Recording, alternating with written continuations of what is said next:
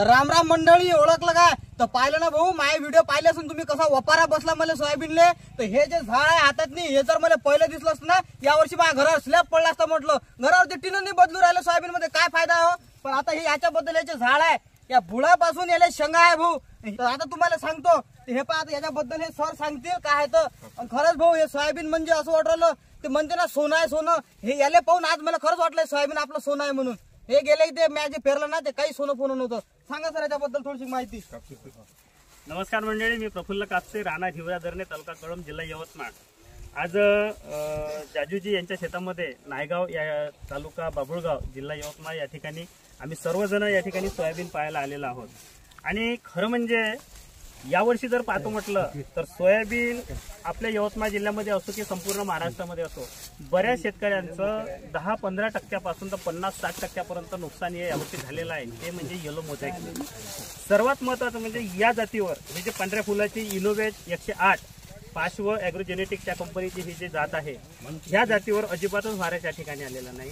कारण याचं बघू शकता आपण, आता हे पूर्ण शेंड्याची सुद्धा शेंग भरलेली आहे आणि बुडातली शेंग सुद्धा हे अतिशय टच्च भरलेली आहे.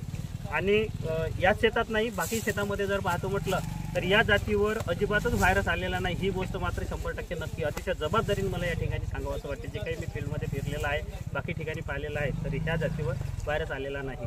या जातीचं वैशिष्ट्य म्हणजे वाढायला सुद्धा चांगली आहे. म्हणजे आज नाही म्हणतो म्हणलं तरी हे झाड आता बघा इथं मांडीपर्यंत हे झाड आलेलं आहे, म्हणजे टोंगळ्याच्या वरच. नाही तर यावर्षी पहा, बऱ्याच शेतामध्ये इतका पाऊस झालेला आहे की जास्त पावसामुळे कोणाकोणाच्या शेतामध्ये हितभरच सोयाबीन जास्त वाढलेली नाही.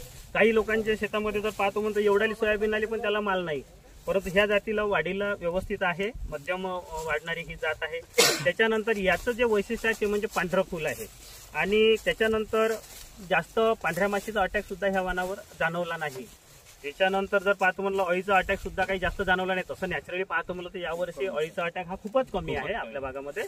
आणि कमी खर्चामध्ये हमखास आणि विश्वासानं उत्पादन देणारं विश्वासू कंपनीची विश्वासू जात म्हणायची हरकत नाही, पाश्व 108. कारण संपूर्ण शेत जरी पाहतो म्हटलं तर कुठंच असं व्हायरसचं झाड दिसलेलं नाही. आज जवळपास पाहतो म्हटलं तर हे मला असं वाटते 88-89 दिवसाचं हे वाण आता या ठिकाणी शेतामध्ये झालेलं आहे. आता 15 दिवसामध्ये हे वाण निघून जाते. म्हणजे याचा कालावधी सुद्धा मोजकाच आहे बरं. नाही तर बऱ्याचशा जाती खूप लेट असतात. जसं आता आपण फुले संगम वगैरे, फुले केमिया वगैरे. 2 मिनिट थांबून जा, सगळं जे पाहिलं एक मिनिट थांबून जा, 1 मिनिट थांबून. तर ह्या सगळ्या काही लेट वाण आहे, काही एकदम अगोदर येणारे वाण आहे. मंडळी एकदम लवकर येणारे जे वाण आहे, जसं 95-60 वगैरे आपण बघतो लावतो, तर त्याच्यामध्ये काय होतं की पाऊस आल्यानंतर परतीचा पाऊस हा दरवर्षी जास्त येऊन राहिला तर त्याच्यामध्ये ते दाणे चढतात. त्याच्यामुळे एकदम लवकर येणारे वाण आपल्याला म्हणजे चांगलं नाही, पेरायला चांगलं नाही. त्याच्यानंतर एकदम लेट वाण जर घेतो म्हणलं त्याच्यावर अळीचा अटॅक म्हणा, पांढऱ्या माशीचा अटॅक म्हणा, वेळ जास्त जातो, त्याच्यामुळे तेही जमत नाही. व्हायरस बरेच येऊन राहिलेले आता बऱ्याच जातीवर.